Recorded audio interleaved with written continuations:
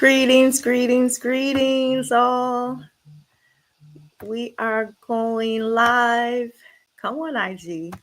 Yes, we got the IG as well. Yes, yes, yes. It's your girl Adina with the Goddess Technology Retreat Bali. Um, Let me back up. It's your girl Adina with the Goddess Technology Podcast. Yes, that's who I am. I have an amazing guest with us today. I have Prandhara Prem, and we're going to talk about the cultural perspectives on sexuality and pleasure, lessons from the world. Okay. Before I bring her back to the stage, I want to invite you to embark upon a sacred journey, the Goddess Technology Retreat in Bali. There are a few spots remaining. So join us from August 2nd through August 9th, 2025 for an unforgettable experience designed exclusively for the divine feminine. We will be nestled in the lush, tranquil landscapes of Bali. This retreat is your sanctuary, a place to draw within and nourish your soul's deepest yearnings.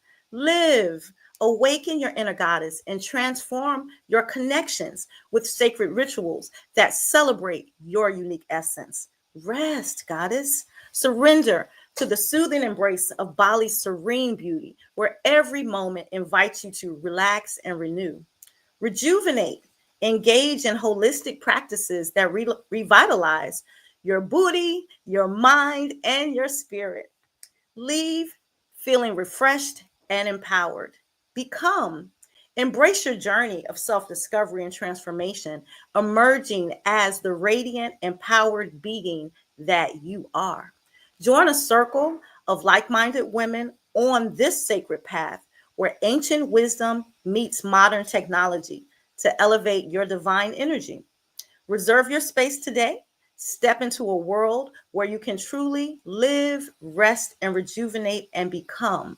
The Goddess Technology Retreat Bali is where your journey to wholeness can expand. For more information, please do visit our website.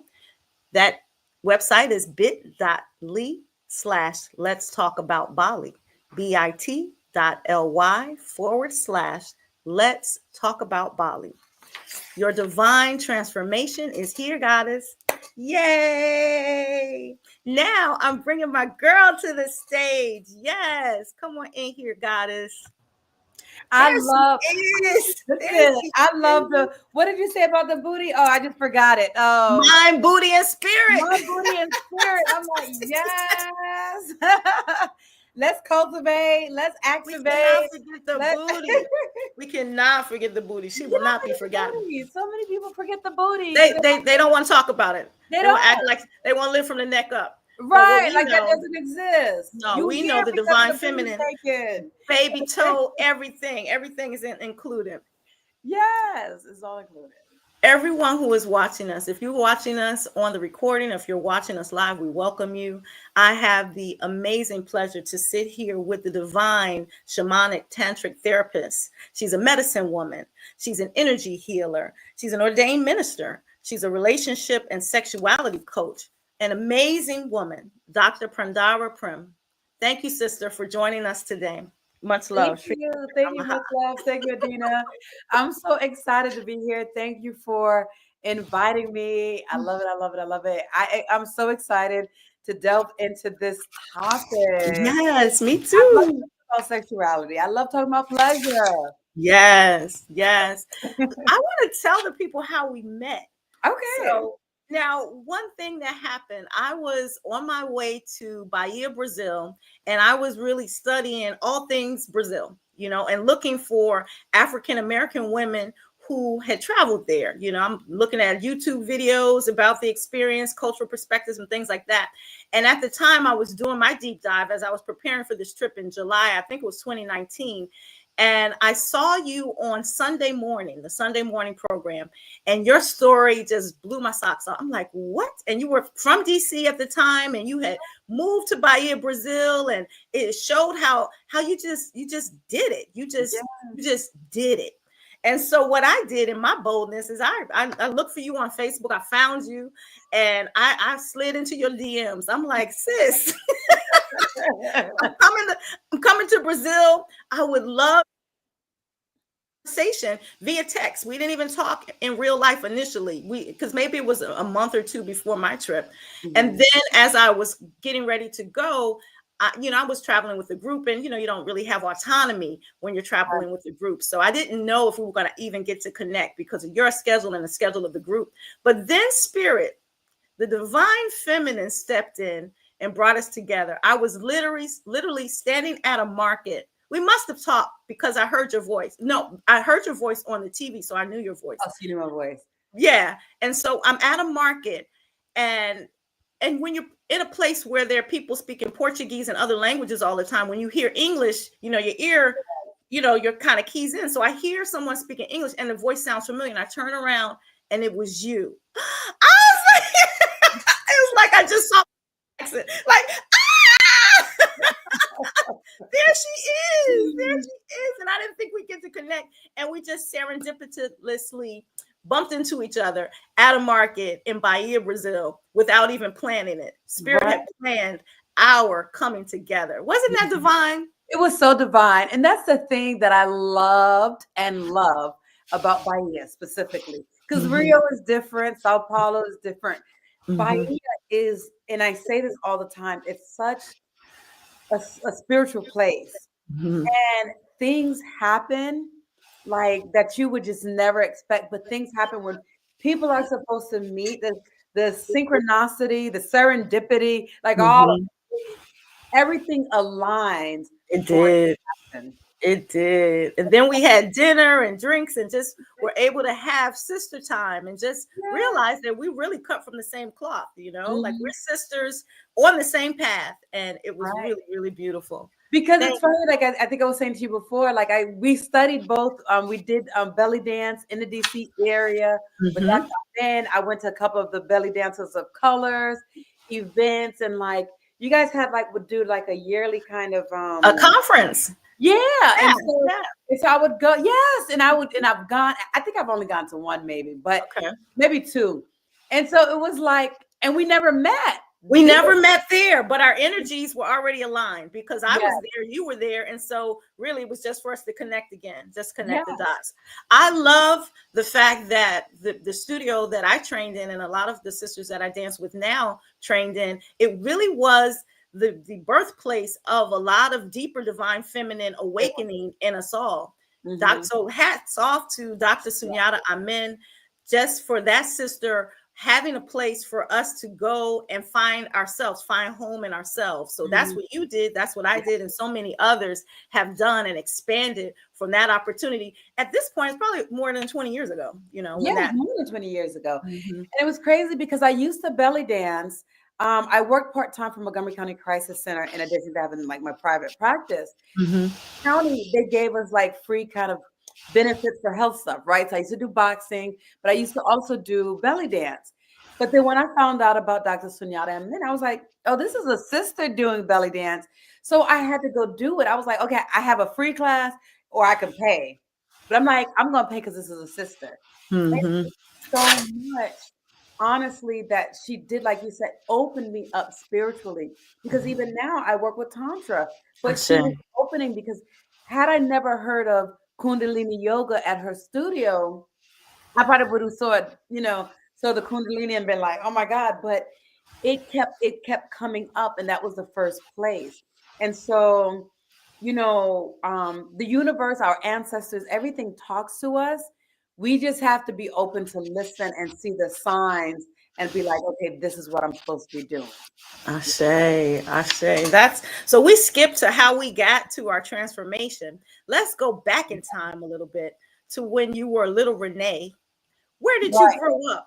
How did little Renee really form her understanding of what, like we're talking about, the cultural perspectives on sexuality and pleasure and lessons from the world? Little Renee grew up here in the United States with little Adina. Like we grew up similarly. So talk to me about little Renee and her path, and then we'll get into big Dr.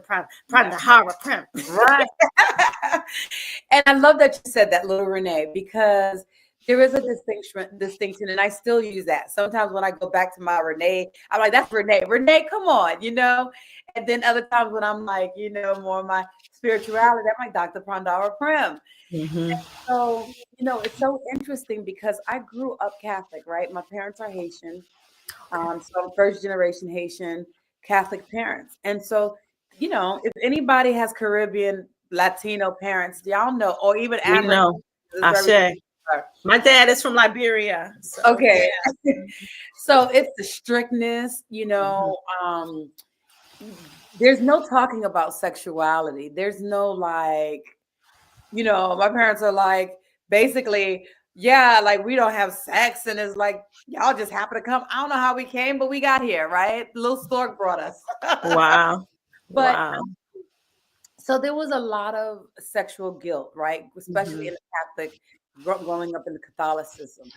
So, you know, this is not good. Don't do this. That's not healthy. We couldn't do, like, even just, I remember at 11 when my period started, it was like, there was really no talking about it. Mm. Have, my mom didn't really go in and talk about this is what's going to happen and this. It was like all of this shame just around sexuality and our body, right? So it came and then it's like, okay, here's a pad, put it on. And I'm like, and I'm in school and it starts and I'm like, "Ooh, what's going on? What's happening?" Like, you know? Did And you have the talk in school? I remember we had I grew up in Virginia, and we had the puberty talks, and they separated the boys and the girls went off and learned about periods, and the boys went off, and I don't know what they learned about. Like, I remember yeah, coming back from that, asking the boys, "What you got?" Like, "We got periods. What y'all got?" right. And he was like, "We don't got nothing." I'm like, "Well, this is not fair." Yeah, no, we didn't have Did that you talk have that? in New York. My school was in Brooklyn. Oh, okay. So I went to school in Brooklyn. I was born in Brooklyn, and I think it was a survival story, right? Like, Okay. you can survive in Brooklyn, you can survive anywhere. I It's say. like, don't get pregnant. Wear condoms. You're gonna get a disease, or you're going to hell, or whatever. You know. Right. So growing up in Brooklyn, majority of my teachers were Black, Caribbean, Mm. Latino. I had never seen a white person until I moved to Florida. Wow. And so I think they still kind of had that, like because of that culture, very Caribbean, very West Indian, Latino. So we didn't really go in and talk about all that stuff. I do remember Mm. not until I went and moved to Florida when we were in, like, I was in like high school, which is crazy. No, junior high school. I went to Florida at 13. And that was my last year in junior high school before high school. You know, I remember us carrying the egg around and like treating it like a baby. But Mm-hmm. that was we did talk a little bit about, like, you know, having a baby, but I don't think we went so much. But by that point, I already had my period. So by Okay. the time we were already talking about getting pregnant and all of that stuff, I was already on my cycle because I started at 11. Mm-hmm. I didn't get that stuff until like 13. Um, you know, so I didn't grow up talking to my parents about dating. I am the baby, I am the youngest, and my older siblings didn't even really talk to them about it. Like, So, do you have sisters or brothers? I have one sister and three brothers. So Okay. So they had a lot of babies, and they just y'all at store brought lots of kids to y'all's house. lots of kids to our house, right? Let them tell it they only had sex 5 times. Ah, And that was just to procreate, just to have us. okay.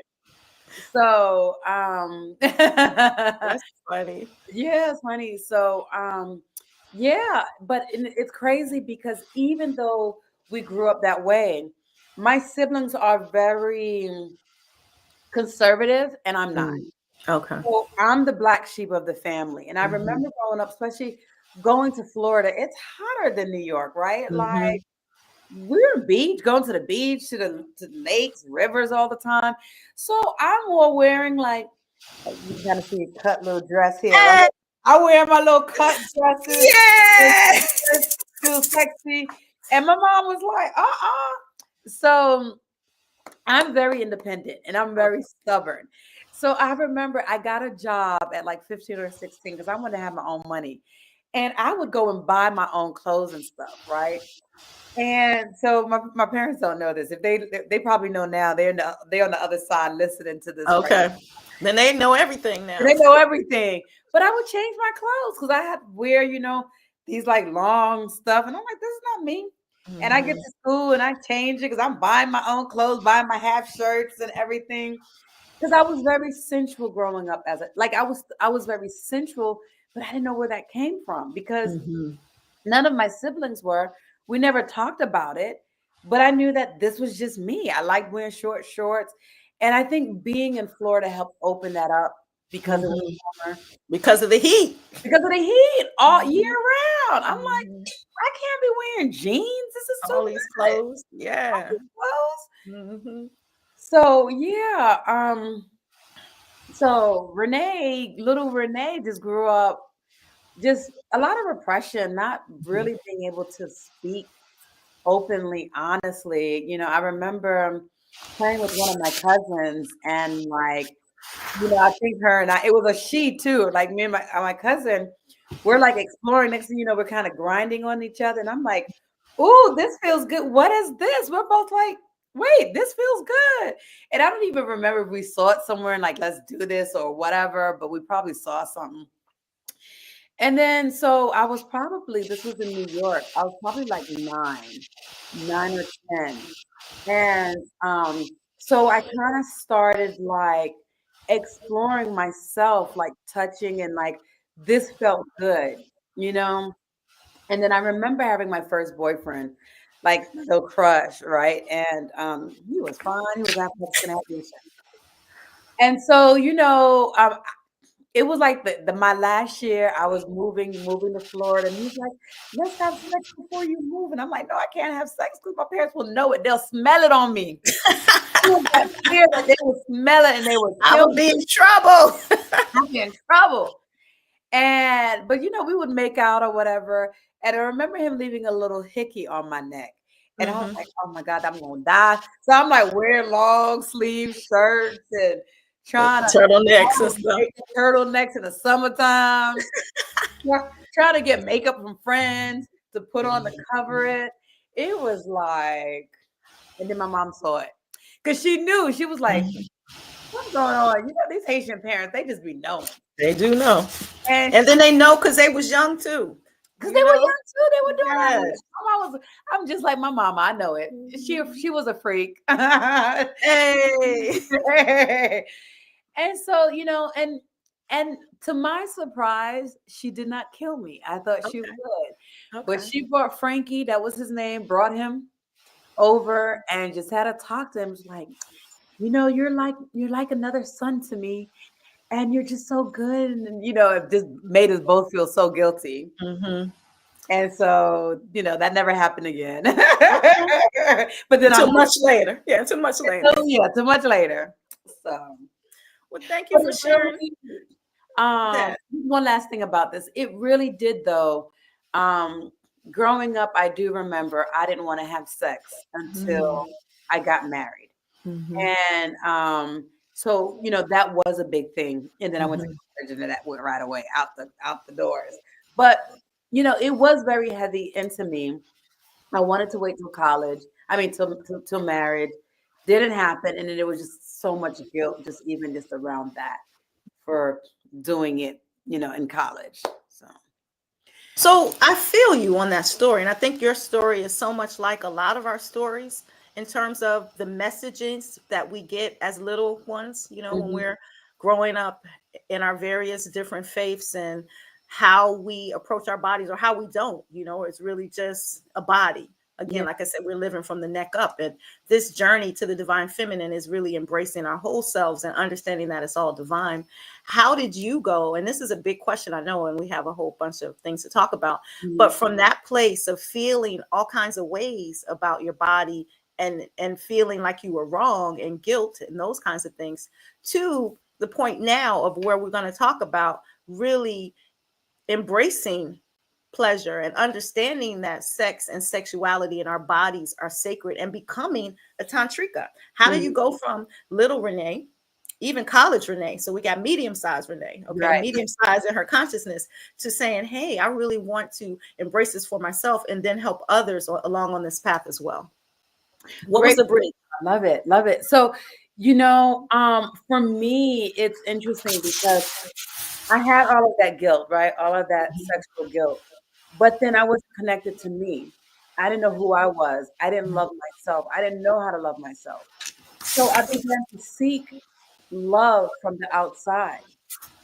And so I think with all of the guilt and everything, well, let's go back because my first boyfriend, I was trying to wait till I got married, and then he ended up cheating on me because I wasn't having sex. And then I'm like, well, if I don't have sex, then how am I going to be in a relationship to get married? So it's like all of these things. So I ended up forgiving him and having sex with him, but then I was still angry, so I ended up cheating on him because I wanted like payback. And so I think that just kind of made this spiral of, oh, wait a minute, let me validate myself and who I am through sex. And so, after that relationship, I just started kind of like having sex with people, like whether I was in a relationship or not. But yet still feeling guilt, right? And feeling bad afterwards. Mm-hmm. That was my way of getting back or trying to figure out who I am, trying to get validated, trying to connect to my body. And Mm-hmm.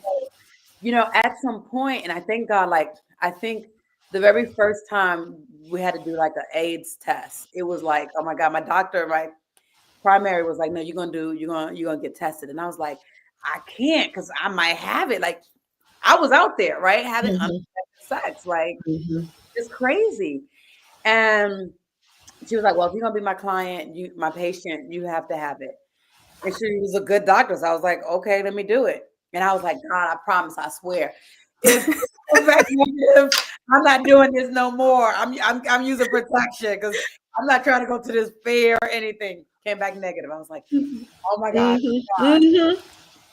So I was like, okay, Renee, like, you're gonna have to start doing things differently because this is a reality. AIDS is out there. Big people are getting it. I could get it. I'm not like, untouchable. And so, but yet still, I kind of saw myself going back to taking the risk and things like that. So I was like, okay, in my mind, I know that I shouldn't be doing this, but I'm still doing this. I'm still needing validation.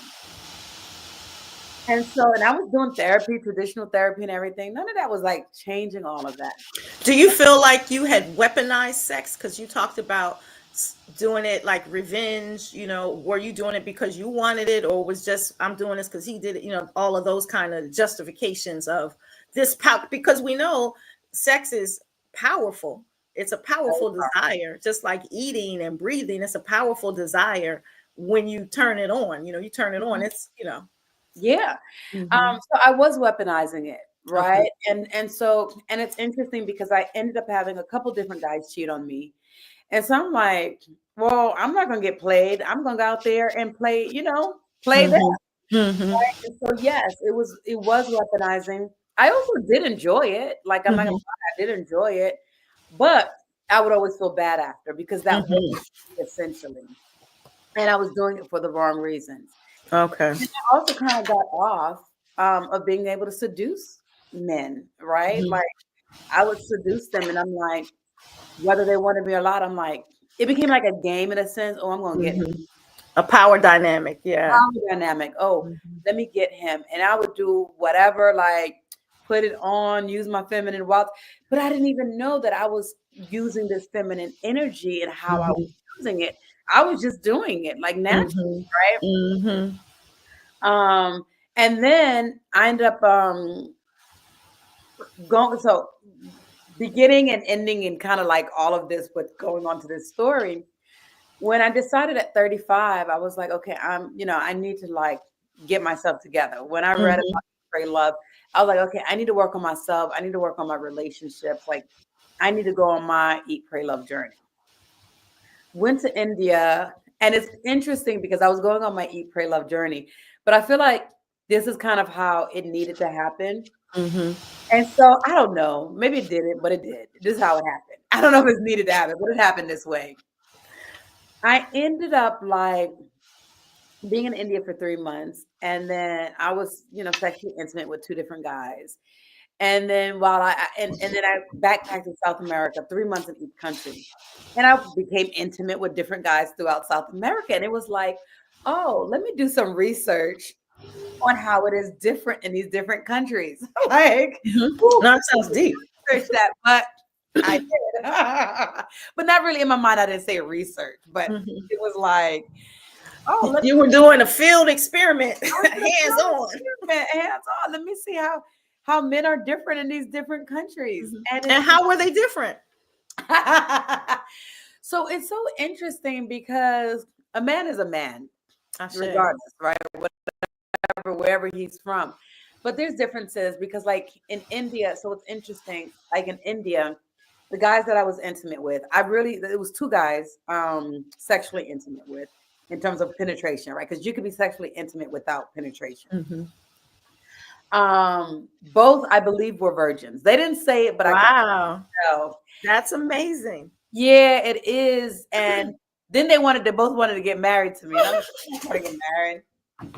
I'm like, they wanted to get married. And I'm like, Indian culture is also can be very strict too. It can be very strict. And because I think they were also like, gotta wait till you get married. And they're both like, and it was crazy because we were dating and but it wasn't out there in the open. It would be like, we're friends, we can't hold hands, not doing anything, like, you know. And so when it happened, because I had my own place, they were living, you know, can happen in their family. Yeah. And so I think in both of those, it was like, oh, wait, this happened. We need to get married now. And so, no, this happened because it happened. Like, we were enjoying each other's company, but I'm not trying to be in India for the rest of my life and be married. They were fine, though. But they were younger than me. I was 35, and both of them were like 23. And I'm like, no, you know, I still got things to do, right? You was raising up the babies. Look at you. I was. I know. Tantric service. Come on. So I know, right? And so it's so funny. And then then this was actually interesting on the tail end of my India experience. I did meet a guy and we were intimate, but in a tantric way. So I didn't even know what tantra was. Okay. And I remember we were in Goa. He was fine. He was I never knew how fine Indian men were. They're amazing. I was in India in October for 3 weeks. So beautiful people. Beautiful. Amazing people. Yes. Look, y'all about to be taking off your bras and panties going to India. No, let me stop. But anyway, this was a great experience. I was in Goa on a beach. And I decided to go to Goa because I wanted to go to the beach, but I didn't want to go to Gokarna where it was more touristy. Even though Gokarna is cool, was hippie, I want to go someplace laid back where it's going to be chill. So I can really kind of focus on myself. Then I saw this guy and I was like, ooh, he looked black too. He was big. I was like, oh, I know he packing. Because the two other Indian men, they were small. And that's why I was like, probably they were like a little bit better, like had more experience. Maybe I would have been like, okay, I'll marry you.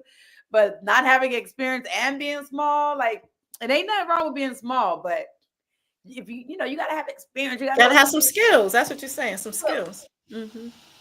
So this guy, we ended up, coming back to my hotel, and we ended up doing what's called the Yabby Noon position. So we're like sitting in front of each other. He's like directed me, and we're looking into each other's eyes, and we're breathing together. And that's all we did. That's we're beautiful. looking into each other's eyes, and we're breathing together. Next thing you know, I'm having like orgasms. I'm feeling things. I didn't even know that I'm having orgasms. I'm just feeling all kinds of ways. And I'm like, wait, what's going on? I actually felt better than all of those times that I had penetrative sex. Wow. Like that felt good. Yes. I was like, what is this? But then I left and he never really told me that this was Tantra. He never really talked about it because even though Tantra is from India, it became taboo, like right during their colonization and when all of these other things, when the British came there and they like made sexuality really bad. And in India, I believe that's why now there's so much rape. At the time when I was there, they would be like, be careful as a woman traveling. There's a high rate rate. And I'm like, because the sexuality is blocked off. Mm-hmm. And so in India, what I found, um, it's very much like they're not used to the courting, the dating, and everything. It's like because they're like usually their parents will arrange the marriages. They don't know how to do all of that. Okay. Um, Everything is like, okay, well, if I become sexually active, that means we need to get married. Mm-hmm. So it's not like, do we, will this work long term? Because to them, it's like you get married, and yes, long term, you're going to stay together because you start to fall in love. You start to get to know each other better, you know. Wow. Um, and at that time, what I saw too, I met a lot of Indian women who the husband was very like controlling, very dominant. And I met women who were abused or different things, but they didn't have any rights. They didn't have the right to say, I want a divorce or I got to leave. Mm-hmm. Even though these two guys seemed really nice, I'm like, I don't heard these stories from other women. I'm not going to put myself in that if it doesn't work out and then I want to get divorced and then I I mean, bring. you have freedom. That was the difference. You coming Yeah. in outside of the culture, you had a measure of freedom Mhm. that inherently they don't necessarily have. It's not built into how their Right, structure is. right, Yeah. right. Yeah. And so then going through South America. So then I go to South America. I get with an Argentine guy. Oh, that was good. I was from Peru, from Colombia, okay, and from Brazil. So, doing my field experiment. Mm-hmm. And so what I noticed, so in South America, as opposed to North America, right? Um, South America, you have more of the male chauvinist, right? Machismo. So also it's like they're also like their culture is what they want and not so much hearing so much what you want, but also similar to India, they attach quickly as well. Mm-hmm. And so, or maybe it's just me. I would say I had that avoiding attachment personality that I had to work through. And so I feel like they would attach very quickly. And like, it's funny because in Brazil, like you would see in Brazil, like you meet somebody, they're like, eu sou apaixonado para você. And they're like, um, and it's that, it's like almost like I'm passionate for you. Mm-hmm. Right? Eu sou apaixonado para você. And I was like, ooh, that sounds good. I love that. Mm-hmm. I love that. What did you say? Right. I don't even know, but it felt good. Mm-hmm. And so it was like that instant thing. And I remember within my first 3 months, I was living with the guy. I was like Wow. living with the guy that I I met him. So I was volunteering, actually volunteering at this place for girls who were abused. Mm-hmm. I was teaching them dance. I would do belly dance with them, movement, breath work, and stuff like that, helping them to connect to their body. And he was one of the volunteer teachers teaching technology and computer stuff. We went on a date. It became a 1 week extended date. And next thing you know, I'm moving in with him by week 2. And I'm like, how does that happen? Like, Wow. that would never Wow. happen in the US, right? It Wow. would never happen in the US. And so I feel like even though it's like the male chauvinistic, they're caring for you, like they're protective Mm-hmm. to make sure you're okay. Like I remember one of my boyfriends in Brazil, like he would carry my stuff. Like we would go grocery shopping, he's carrying all the bags. Mm-hmm. Like I ain't carrying nothing. And then it's like what I would say is not clingy, but at sometimes like before I was saying, um, it was like I remember, we traveled together, and I'm like, "Oh, I'm gonna go for a walk." No, you can't go for a walk by yourself. You're in a whole other city that you don't even know of, but I'm okay. Right. I came to Brazil. I didn't know you. I didn't know you, but they won't let you go walking by yourself. Like, no, I gotta be there because if something happens, I need to protect you. Mm-hmm. And so it's like, but I need my space sometimes. Like, I can't be with Right. 24 hours like all the time. Like, and that's the difference. Like here in the States, like in North America. You need to go walk by yourself. Okay, whatever. They want their space too. So Mm-hmm. you have some differences in those types of things.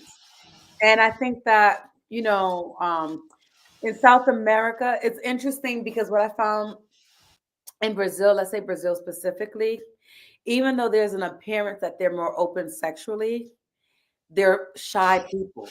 Mm. So, yes, because it's hot. Going back to like when I moved to Florida, it's hot. You're wearing less clothes. They're also used to being out there naked, showing all of their body parts. Carnival. I've been loving these carnival videos. Right? Yeah. And so, but because I worked a lot with Tantra, I could see that women and even men were like shy in the sense of even though they're used to exposing their bodies and out there, they're not so connected. So Mm. I worked with a lot of women who still in their 40s hadn't had orgasms, Wow. or they're trying to connect to their bodies. They're used to giving their partner, that man, everything Mhm. that he wants, and they're not speaking up for themselves or Okay. saying what they want. Whereas I'm like, I don't like that. No, I'm not doing that. Mm-hmm. No, you're not smacking me in the face. Mm-hmm.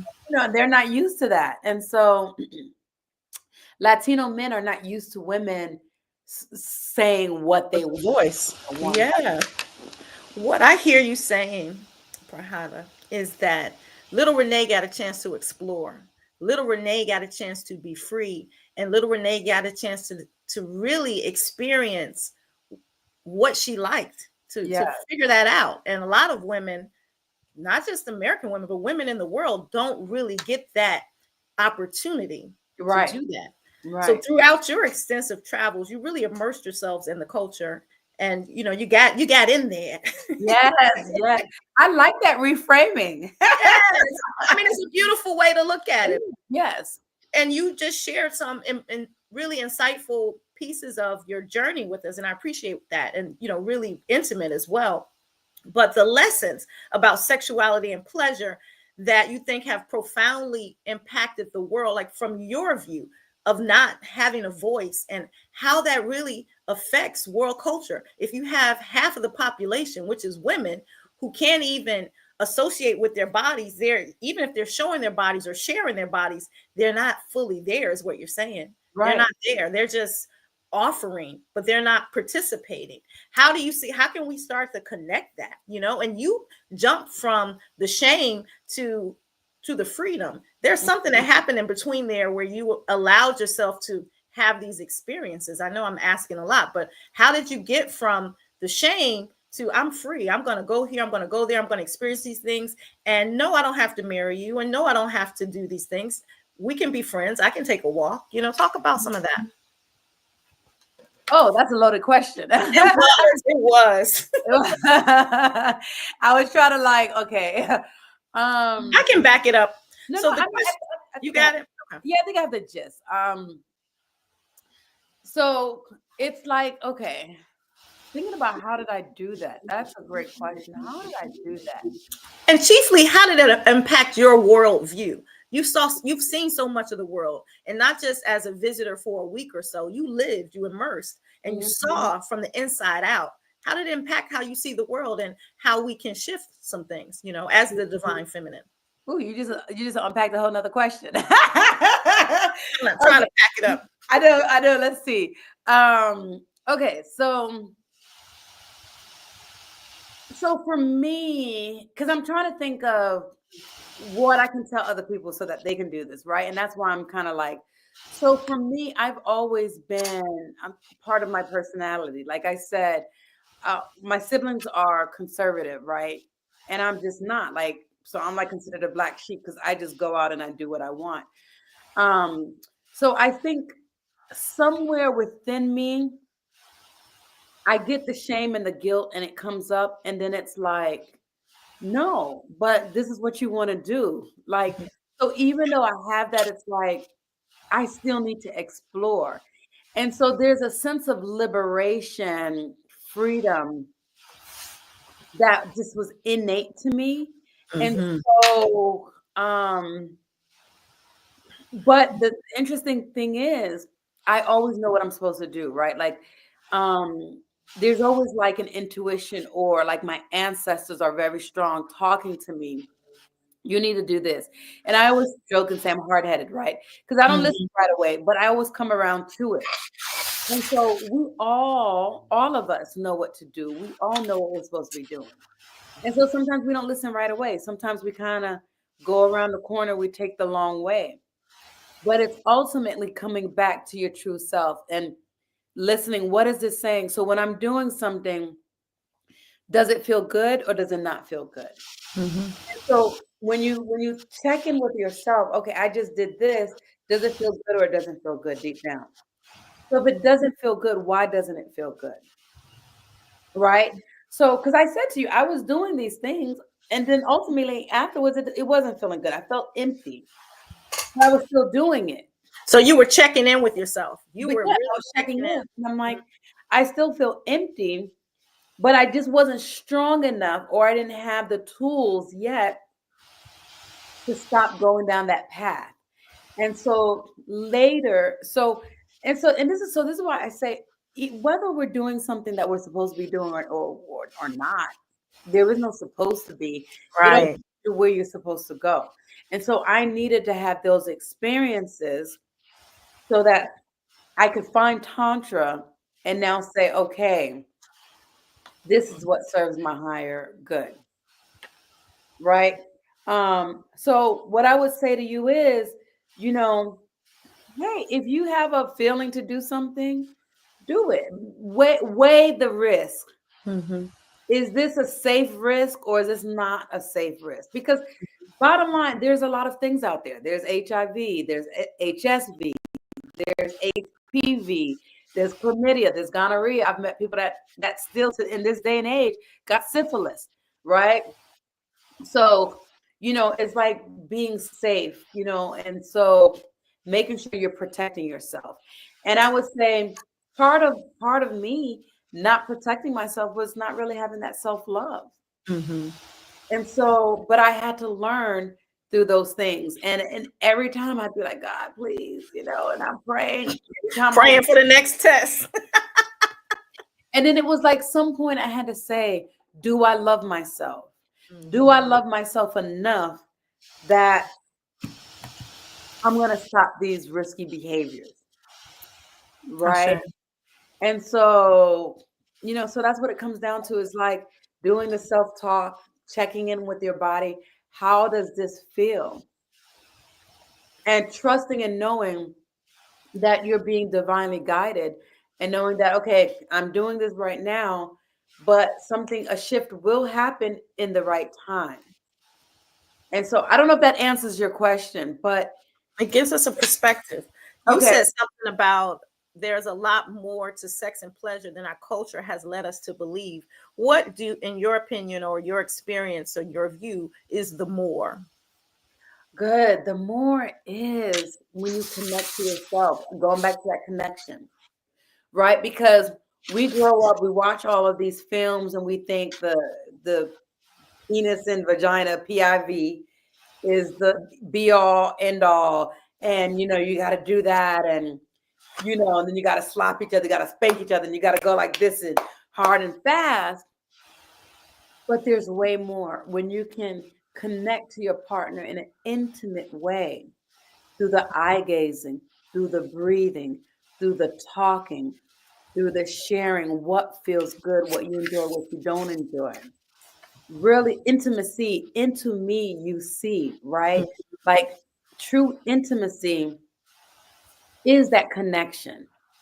And so when you connect and you do the eye gazing, the eyes are the seat of the soul. So you get to know, and my clients, when I do the eye gazing with them, or we call it what I learned in the Trataki, or some people say Trataka or Tratak, but in Portuguese in Brazil, we call it Trataki. So I say Trataki. When we do it, couples start to cry. They start to see into each other at a depth that they never saw before. Mm-hmm. And then you start to realize people don't even look into each other's eyes when they're talking. They Mm-hmm. look, they move, and it, going all over. And oftentimes it's hard. And then even just giving that long tantric hug where you hug each other, where that long hug where you start to melt. Mm-hmm. I remember when I lived in a tantra commune and I got that hug, I felt so uncomfortable because I didn't grow up in a touchy-feely family. So I wasn't used to being touched like that. I don't even know if my mom held me for that for so long like that. I don't know. Like, I just didn't grow up in a touchy-feely family. And the very first time I got that long hug, I was like I felt like my skin was crawling. Like I need you. An Well, air. Let me go. let me go. I was imprisoned. Hmm. And then it started to feel good where I would feel myself melt. And I felt safe. I felt seen. I felt heard. I felt protected. I felt loved. Whew, that's a whole nother thing. So when you Hmm. get into a relationship and then you can hold each other in that way, and you can look into each other's eyes and really see each other and create space Hmm. to be seen and to be heard. That's intimacy on a whole nother level. Ashe. And then Ashe. you open up to have orgasms where you can have full body, multiple orgasms, not just that quick orgasm that lasts for like 10 seconds. Hmm. Then you're done and then you're tired and you're going to sleep. And how many women don't even have orgasms? Yeah. How many men, talking about women, how many men don't have orgasms? I don't know. Most men are gonna have them. Most women are not having orgasms, but a lot of men aren't either. So Mm. there's a difference between ejaculation and orgasm. Ashe. So many men ejaculate, but they're not having orgasms. Hmm. So they're wasting that energy, which is your seed, right? So many men ejaculate and then they're exhausted, they want to go to sleep. And then the women didn't even come, they didn't even have an orgasm. They're like, that's it, we done. And then they're frustrated. Hmm. And so you're losing that energy where you can be cultivating that energy to manifest and channel it into so many different things. So oftentimes when you're doing these different practices, men and women can have multiple orgasms and full body orgasms that they've never experienced. So we're experiencing pleasure at like maybe 10%, but there's a whole 90% that the average person is not experiencing. They don't even Mm. realize that they can experience more. They don't know what they're missing. They don't know. They don't even know it exists. Right. I know the times where I have done, and this doesn't have to be sexual, but to just look in someone's eyes and be seen. I've been in tantric workshops where you're with another participant. Sometimes it's a girl, because a lot of times it's more women in these workshops than men. And us just looking in each other's eyes for like 3 minutes, I'm crying. And I don't Hmm. even have a reason for why I'm crying, but I'm crying because I'm seeing that person, they're seeing me, and I'm feeling my initial, it's uncomfortable initially. I feel Hmm. incredibly exposed, but then what's behind there is love, like allowing yourself to be seen and allowing yourself to see this other human in front of you, and then allowing love to flow back and forth. I just cried like the big boohoo, cry, just crying like that. And Yeah. the whole, even though I grew up in a touchy feely family, the long hugs, and I hug everyone, but sometimes it's a quick hug, but to stop and to linger and to be with it again, that's the intimacy, that you're speaking of. So I would say to women, perhaps we look at ourselves in the mirror, in the eyes. We can start there, Yeah. and look and cry and hug ourselves, and then offer that beautiful offering to a loved one, to another, to a beloved, to your girlfriend, to just be that intimate with yourself first, and then with another. What do you think of that? Oh, I love it. I love it. That's perfect. I do that. It's so funny because I just had a client today, and with her, I just call it mirror work, right? Hmm. But I start, and I tell her to do this. Um, Actually, I did tell her about Louise Hay. Louise Hay has this 21-day mirror work because I had this client. I had talked to her last week, and I was like, and I start slow. I'm like, just do the eye gazing, look in the mirror. And then after the eye gazing, I'm like, okay, let's do the eye gazing now. Let's say some affirmations. But she had a difficult time Mm. with affirmation. So I referred to her to Louise Hay's book, Mirror Work. And I was like, okay, let's do the eye gazing. And then let's take the 21 days. And maybe this will be helpful because the Louise Hay's, the 21 days, she gives you things that you can look at and you can say in in the mirror. So maybe that'll help you so that you can, like feel good. I just Yeah. hello from Maryland. Hi, Divine Dreams. Hi, Divine Dreams. Joining the conversation. That's dope. I love that you're doing that with your clients. I do that in belly dance class too. And I've often had women who can't look at themselves when they're dancing, you know? So when I think about the shame that we talked about and the shame and sexuality, these are the things that's blocking. And I know that like Louise Hayes has a book that talks about the emotional roots of every element in your body. I think And it's like when you look Hill, at like or something sexual, Hill. yeah, but when you look at sexually transmitted disease, they're all rooted in shame and Yeah. shame. And so as we elevate our vibration on the emotional level and we heal the shame and go into love, then we're going to have less of those things too. Because 5,000 years ago, these things didn't exist, you know? So we have to think, where did this stuff come from? Exactly. Where did it come from? Okay, so that's so dope. So I'm actually going to be in Maryland. I When have you coming? classes. I'm coming. I don't know. I think March 20th or March. Yeah, Okay. March 20th. Well, we got to get together in person. Hey, girl, hey, and have tea. You see, I'm Yeah, drinking from my yoni cup today. You see my I little love yoni it. cup? Yes, I'm She gonna got have a to. little. She got a little booty too. See a little booty. I love it. I'm gonna have to get one of those. That's way more fun than this. Yeah, a little more sexy than the jar, but we love the jars too.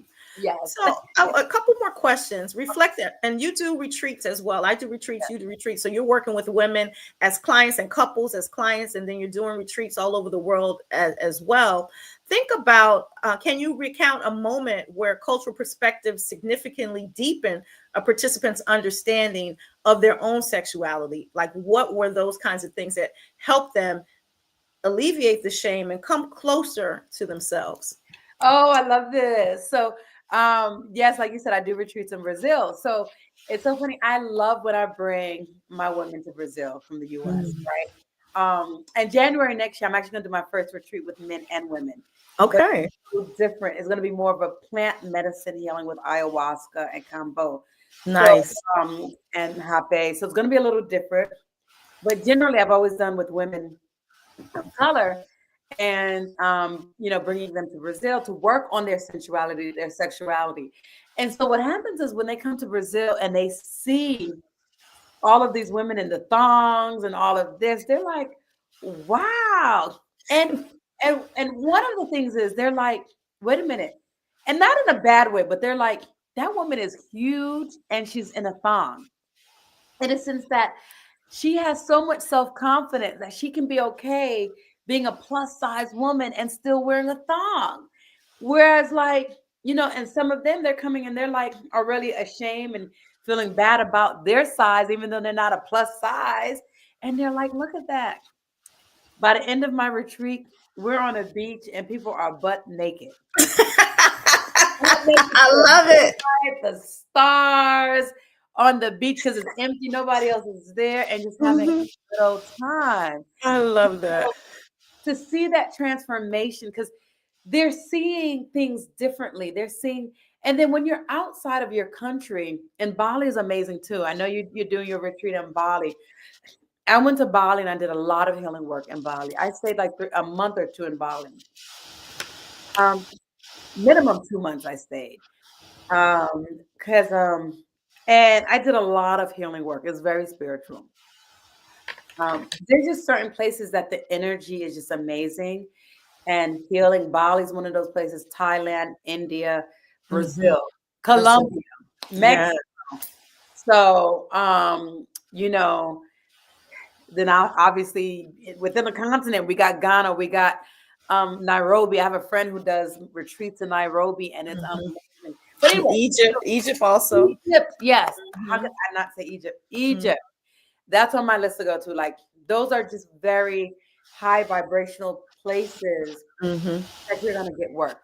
Okay, so when people leave, I digressed a little bit. So when people leave their home country, you're able to open up and be away from all of the noise and all of the stuff, all of the energy within that home country, like being US, right? Because Mhm. this is being broadcasted in the US. So there's a sense of you letting go and you surrendering a little bit more and you become more aware of different things. And so retreats are so transformational because of that.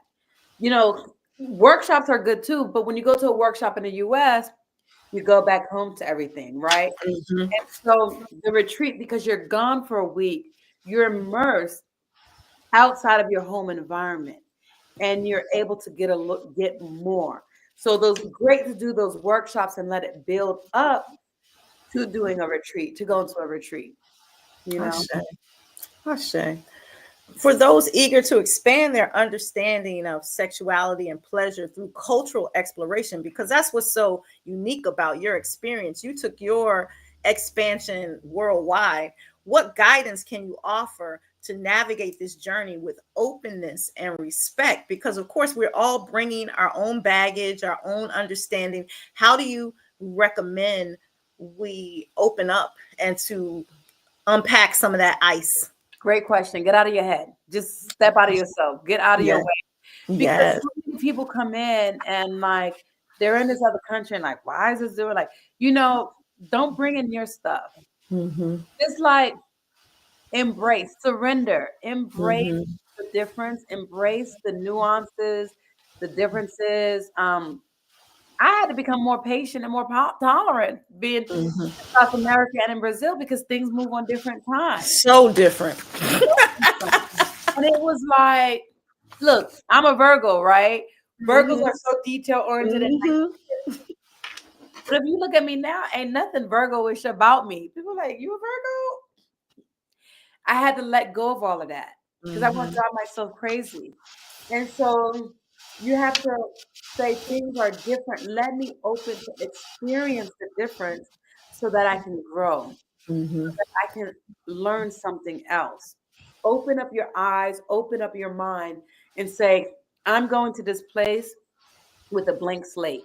And like, Ashe. so with my retreats, I tell people when they're coming on, I'm like, look, this is a loosely followed schedule. This is a schedule. Mm-hmm. It don't mean it's going to happen in this way. Because oftentimes things are going to happen. Mm-hmm. We want to be able to go with the flow so we can allow for spontaneity, allow for synchronicity, allow the things to unfold as they're divinely supposed to happen. And Ashe. when you go in and you try to say with the American mindset or the type A mindset, things got to be like this, like this, like this, you close yourself off to divine synchronicity, Yes. serendipity.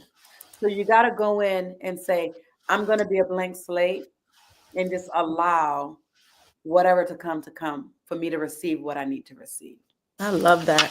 The divine feminine is fluid, everybody. She needs space Yes, to move. She needs space to be free. So we have a schedule, like you said, a suggestion. But understand the mother is going to create in the midst of this process. You're going to have an experience and it's going to be exactly what you needed. I exactly. love that.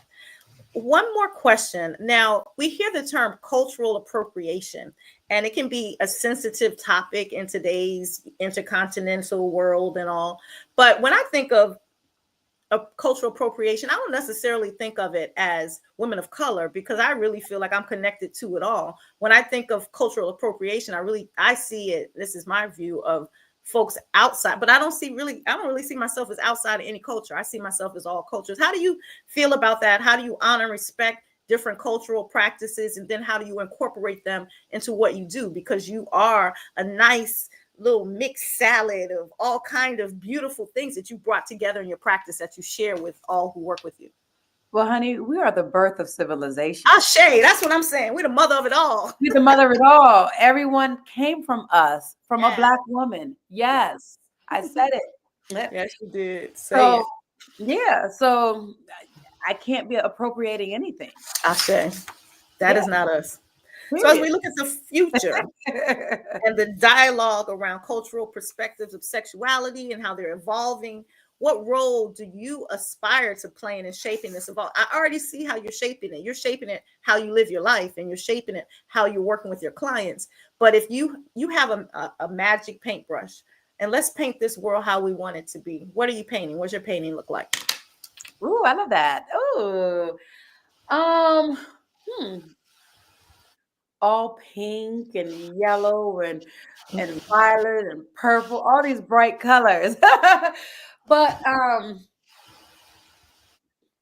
For real, it would just be going with the flow. It would be people going with the flow and just allowing themselves to be fluid, allowing themselves to experience life.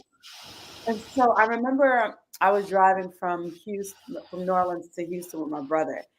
And he's like, you talk about spirituality a lot. What's spirituality? And he's like, what? And he's like, what is your life's purpose? What does that mean?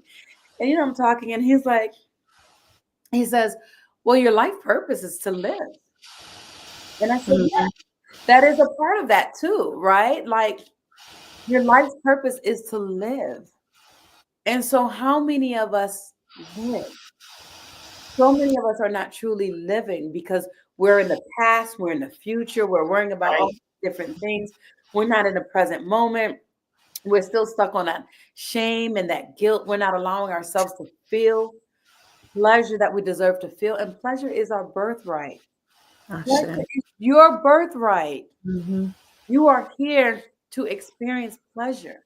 Because if you were not, if there was something wrong and it was a sin, you would not have a clitoris, my dear. Ashe. And its only function is for pleasure. Its only function. So we wouldn't have that. Ashe. I love that. We were all born out of our mothers and grandmothers' sensuality. How can that be wrong? How can it be wrong? How can it be wrong? Literally, the act that brought us all here. So that being said, let's dance. We're going to dance a couple beats because you with the goddess of magical movement, the co-founder of Color. So let's dance a little bit. Then we'll tell people how they can reach you. So can you hear that? I can hear it. Okay, come on. Drop a couple Yes. Yes. Let me move back a little bit so you can see me.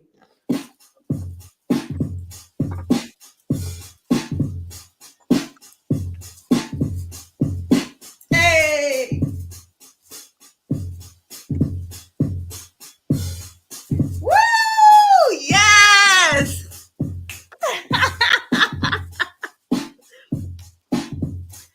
Nice. My darling.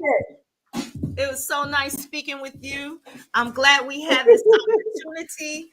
Tell the people how they can reach you if they need to get in touch and release this shame and find their freedom and connect with these beautiful orgasms that the clitoris is ready to give to them. How can they reach you? Okay, yeah. So on Instagram, I am Prandhara Prem _Tantra. Facebook, I am Renee Adolphe. You can find me both of those places. So and TikTok, I never give my TikTok because I be forget about that. But I'm just Prandhara Prem. All right. I will post all of your links underneath this video so people will have an opportunity to convene and to commune and to heal with you. Renee, Prandhara Prem. I love little Renee. I love big Prandhara. I'm so grateful that our paths have crossed. We are truly sisters in this journey of healing the divine feminine in ourselves and with all who follow the light. I love you. I appreciate you. Thank you for your time. Wholeness. Thank you. And I love you too. We are, yes, divine sisters. And thank you for having me on here. It's an honor to be our guest. And hopefully we'll meet up in the DMV. The DMV. We got 2 weeks. I'll see you in 2 weeks. Yes, see you in 2 weeks. All right. Thanks, Divine Dreams. Thanks for watching. Bye. Bye.